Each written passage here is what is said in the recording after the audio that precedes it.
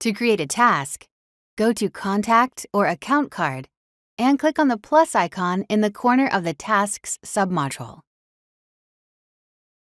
Then, name your task and assign it a type, due date and time, and expected duration.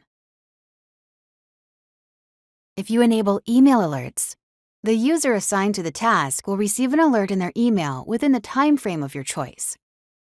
In this example, we are sending an alert 4 hours before the scheduled deadline. Remember to assign the task to a user if it is not for yourself.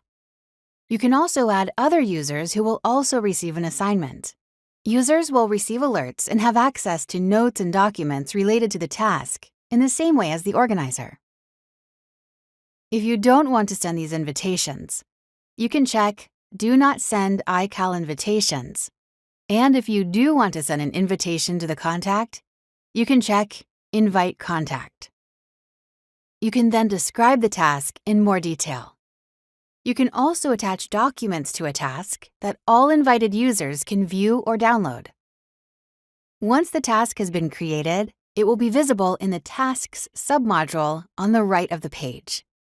It will also be visible in the Tasks module that will be discussed in an upcoming tutorial.